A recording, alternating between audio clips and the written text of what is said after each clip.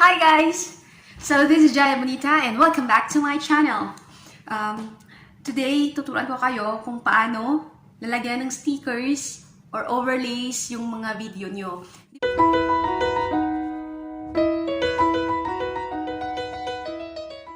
Diba before yung video ko, yung vlogs, previous vlogs ko about yung sa editor na ginagamit ko. So, ngayon naman, tuturuan ko kayo kung paano nyo lalagyan ng mga stickers or paano nyo ikakat yung video or paano nyo i-minimize yung volume ng original video or paano nyo lalagyan ng music or paano nyo lalagyan ng mga sound effects yung video nyo. And what else? Kung paano nyo lagyan ng mga glitching, mga ganon. So, yun. But before that, guys, kung hindi pa kayo nakasubscribe sa channel ko, please subscribe and hit the tiny bell for the new videos. Eh, tuturuan ko sa inyo kung ano yung mga alam ko. Actually, hindi naman talaga ako ganun ka-expert na mag-edit. So, kung ano lang yung alam ko, yun lang ang ituturo ko sa inyo. And the rest, siguro, ano na lang, sa next vlogs. So, mag-screen recording na naman ako ulit, guys. Kasi nga, wala akong ibang gadgets na ginagamit. Only phone I have. So, ito na rin yung ginagamit ko pang video, pang picture, pang edit. Dito ko na lahat ginagawa sa cellphone ko. Kasi walang laptop, walang ibang camera. So, ayun. Okay guys, so, I hope you're gonna like my vlogs today. Ayun na nga, mag-video recording na tayo. Tara! Hi guys, ito na nga. So, ngayon tuturuan ko kayo kung paano nyo lalagyan ng sticker or yung mga sound effects yung video nyo. So, pupunta tayo sa application ng KineMaster. Diba noon, tinuruan ko kayo kung paano nyo to i-download. So, punta lang kayo ng Play Store, tapos i-type nyo na yung KineMaster. Ayun, nalalabas at install nyo yan. Since ako ito naka-download na sa akin, andito na, meron na ako sa phone ko ng KineMaster, i-click natin yan. Ayan. So, ayan. Dito kayo guys, i-click nyo yung may plus. Maglalagay kayo dyan ng video. Click nyo yung media. Mag-choose kayo kung aling video ang lalagyan nyo ng effects. Wait. Ano ba? Like for example ito. Ayan. So, paano nyo yan lagyan ng stickers? I-cut na lang natin guys. So, ganito ang pag-cut. Yan. Ganyan lang. Ganyan na, short lang siya. So, lagyan nyo siya ng stickers. I-click nyo yung layer. Tapos, overlay. Ayan. Pumili kayo dyan kung anong stickers ang ilalagay nyo. Like, for example, ako, ilalagay ko yung, for example, film. Ayan. Ganyan. So, short film lang. Ayan.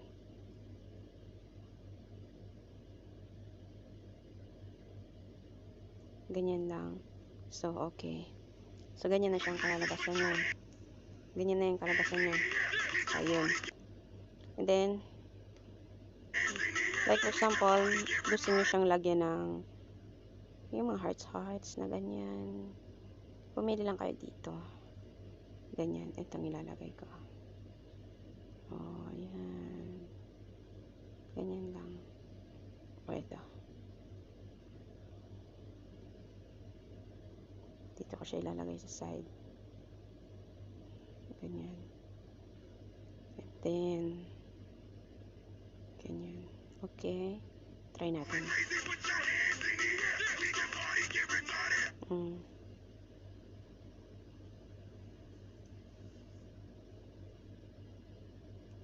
Then, effects. Kung gusto nyo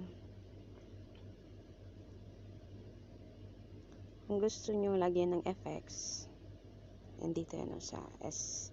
Lagyan nyo yung tumatawa. So, pili lang kayo dyan. Ito.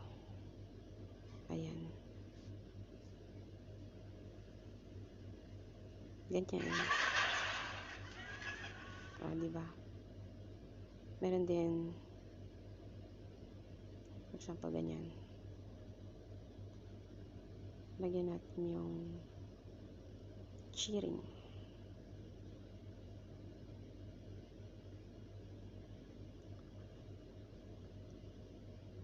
Ay, nako.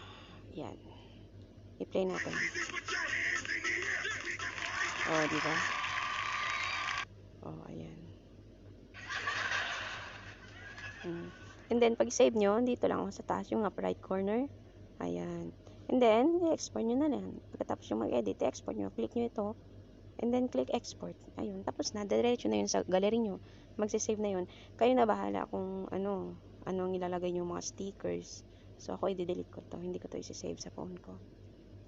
So, ayun guys. So, ayun na nga guys, yun ang yung tinuro ko sa inyo kung paano yung ilagay yung stickers. Sana may natutunan kayo. Kayo na bahala kung anong ilalagay nyo mga stickers. Nakadepende po kasi yan sa inyo. Basta mag-explore lang kayo sa application na yan, na KineMaster, para nyo talaga, mahasa nyo talaga yung mga, kung anong meron dyan sa loob. Kasi ganun din ako eh. Actually, hindi talaga ako expert sa pag-e-edit. Yun lang, nag-ano lang talaga ako, trying hard lang talaga ako na tinitingnan ko kung ano yung pwede kong ilagay or i-cut or whatever, anong sound effects na gusto kong ilagay. Yun lang. Download lang and then, yun. Mga simple lang naman yung pag-edit ko. So, sana may na-learn kayo sa akin ngayon. And sana magamit nyo yan sa mga future edits nyo.